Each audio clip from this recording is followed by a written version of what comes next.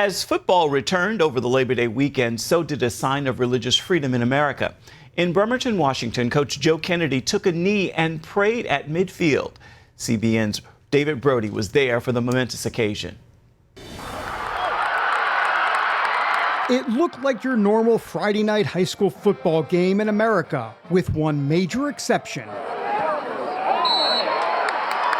After enduring an 8-year fight for his right to publicly pray after games, a Supreme Court decision put Joe Kennedy back on the sidelines. And that ruling meant he could exercise his First Amendment right to pray. And here's the moment just minutes after the game ended.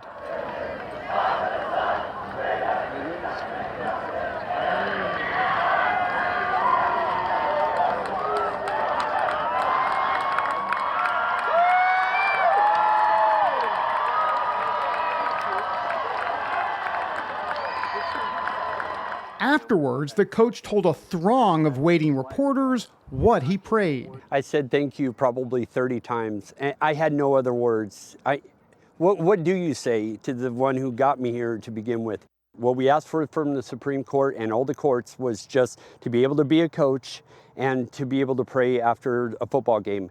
What an awesome way to come back after an 8-year battle. The city of Bremerton, Washington is Coach Joe Kennedy's boyhood home. He loves this place. It's both picturesque and blue collar, and it's that hardscrabble approach that is needed to fight this 8-year ordeal.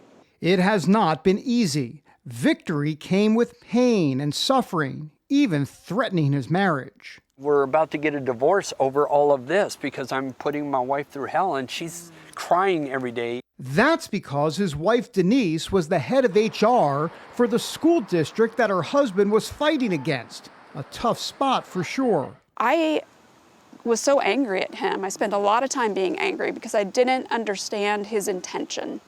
I questioned his intention. I lost friends over this. And those people I worked with for 15 years and I loved them. You felt overwhelmed, you were drowning. Absolutely. That's a really good way to put that. Like, how do I balance this? How do I do my job, be a wife and a mother? So 1 year into the legal battle, their marriage hit rock bottom. Then God opened Denise's eyes. I realized that God is in this. It's not my husband. It's not my husband's desire for center of attention for this situation. It is God. God called him to such a time as this. And that led to a greater breakthrough. And to walk on that same narrow path together,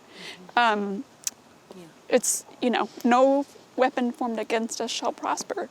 And that is what's got us through this. And so what's next for Coach Kennedy? After 8 years away, the coaching environment is not the same. As much as they have accepted me, still I feel like I'm kind of the outsider and still on, kind of like on enemy grounds, and I don't like that feeling. Yeah. It doesn't have the same feeling that it did. The school district and this lawsuit took a lot of the joy out of coaching. It took away just about everything that meant something to me. It was noticeable. During the game, there would be long stretches when Coach Joe was all by himself, something we discussed after the game. That clearly seemed purposeful, or if not purposeful, there was meaning behind some of that. I don't know how to answer that. Yeah. I don't know if I should answer that. So while he fought for years to get back, questions about his future are now up in the air. I don't know how long God's going to have me here. I have to talk this over with God. I got to talk it over with my wife, my family. There's so many variables with this. Whatever happens, he's confident of one thing for sure. I finished the race, and I hope God is kind of looking and smiling, and he's proud that I did what he's called me to do. David Brody, CBN News, in Bremerton, Washington.